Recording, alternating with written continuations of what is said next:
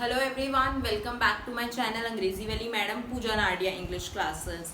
I hope all of you are fine and well. अब सब लोग बिल्कुल अच्छे होंगे और स्वस्थ होंगे।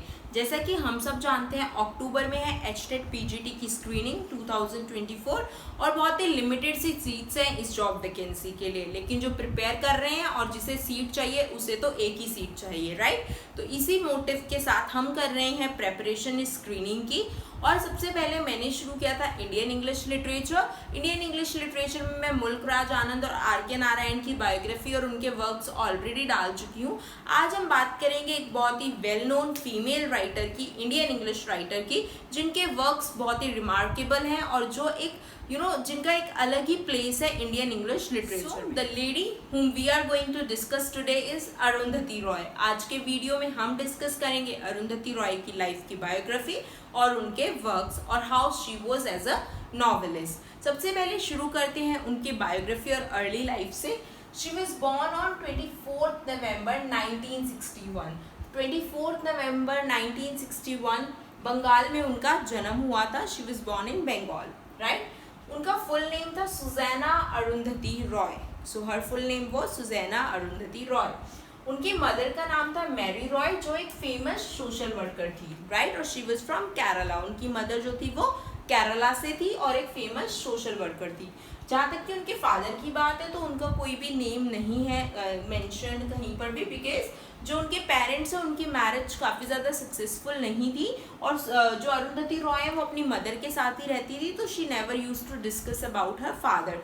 उनके फादर एक बंगाली हिंदू थे और टी प्लांटर थे, राइट। और उन्होंने कुछ इंटरव्यूज़ में उनके फादर के बारे में पूछा गया, पर उन्होंने कहा कि मैं अपने फादर के बारे में ज़्यादा बात नहीं कर सकती क्योंकि मेरा उनके साथ कोई ज़्यादा बॉन्ड नहीं था, मैंने उन्हें सिर्फ कुछ बार देखा ही है, right. So she was very close to her mother and she was not in good terms with her father.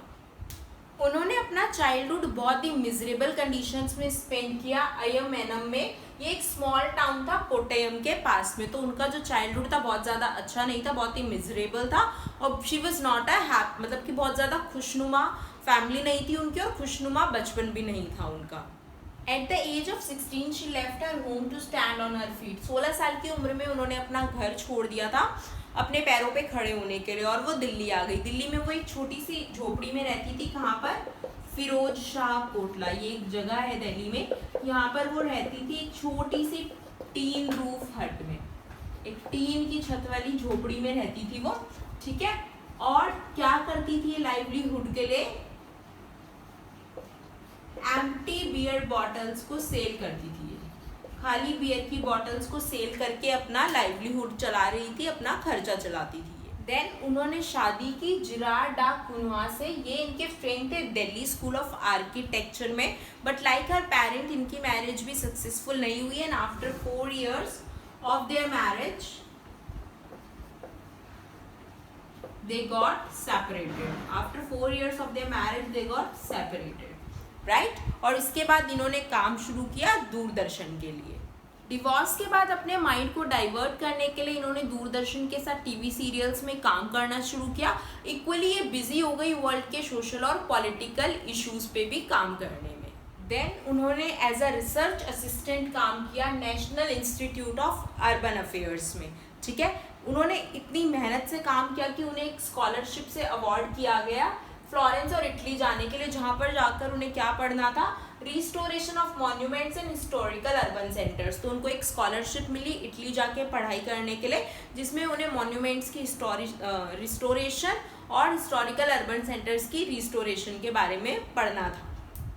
इन्होंने अपना career as a script writer शुरू किया और 2 फिल्म्स की स्क्रिप्ट लिखी। पहली थी in which Annie gives it those ones, 1989 में आई थी ये फिल्म। एंड नेक्स्ट थी इलेक्ट्रिक मून, जो आई थी 1992 में। उसके बाद इनकी जो डेब्यू नॉवल थी वो आई थी 1997 में। नाम था नॉवल का the God of small things. तो इनकी डेब्यू नॉवल का नाम था the God of small things और ये पब्लिश हुई थी 4 अप्रैल 1997 में दिल्ली में। इस नॉवल के लिए उन्हें लंदन में बुकर प्राइज भी मिला था 14 अक्टूबर 1997 को। तो उनको अपनी डेब्यू नॉवल के लिए ही लंदन में अवॉर्डेड किया गया था बुकर प्राइज अवार्ड से। डेट्स आप याद कर सकते हो सकता है एग्जाम में डेट्स आ जाए, वैसे इतना डीप आता नहीं है, पर आपको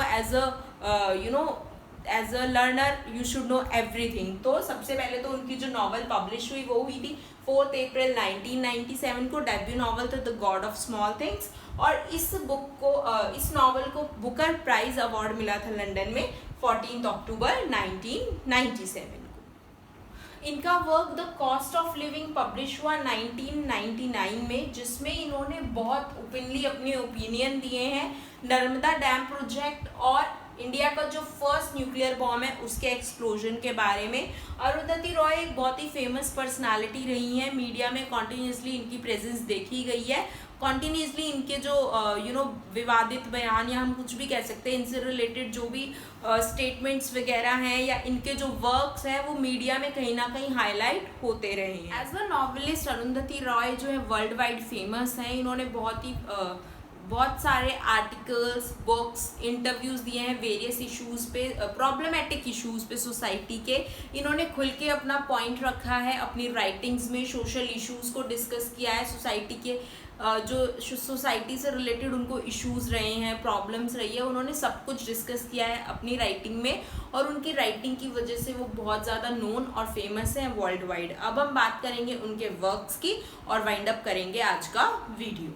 तो अब हम बात करेंगे अरुंधति रॉय के वर्क्स की। सबसे पहला new nukes, India, Pakistan and global nuclear disarmament in 2000, power politics, the reincarnation of Rumpelstiltskin in 2001, war is peace in Outlook in 2001, ये आउटलुक मैगजीन है जिसमें इन्होंने ये आर्टिकल पब्लिश किया था।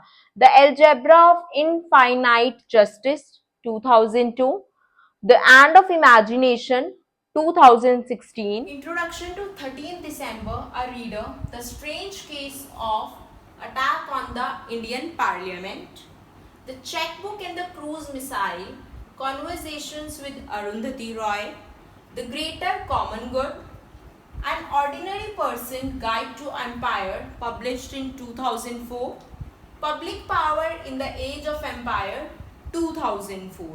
Right, majority of the works के नेम ही suggest कर रहे हैं कि ये जो सारी राइटिंग्स हैं ये सोशल एंड पॉलिटिकल इश्यूज के ऊपर हैं।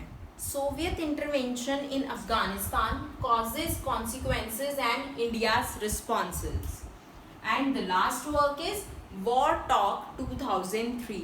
तो ये वीडियो थी अरुंधति की बायोग्राफी और उनके इम्पॉर्टेंट वर्क्स के बारे में। आई होप आपको ये वीडियो पसंद आया। आपको जो अरुंधति रॉय को लेकर प्रेपरेशन कंटेंट था वो आपको सारा मिल गया है। स्टिल आपको कोई डाउट है तो आप कमेंट बॉक्स में मेंशन कर सकते हैं। अलॉन्ग विद दैट अगर मुझे लगेगा कि ऐसा कोई वर्क है अरुंधति रॉय का जिसको हमें सेपरेटली डिटेल में करना चाहिए तो श्योरली मैं उस पर भी वीडियो अपलोड करूँगी। पर आज के वीडियो में हमने उनकी बायोग्राफी, अर्ली लाइफ, उनका बिगनिंग ऑफ द करियर कहाँ से था और उन्होंने कौन कौन से वर्क्स किए ये किया। अगर आपको वीडियो अच्छा लगा so please like the video, और आप चैनल पर नए हैं so please subscribe the channel. Thank you so much for watching this video. All the best for your PGT screening and HTET exams. Thank you so much for watching this video. Have a nice day.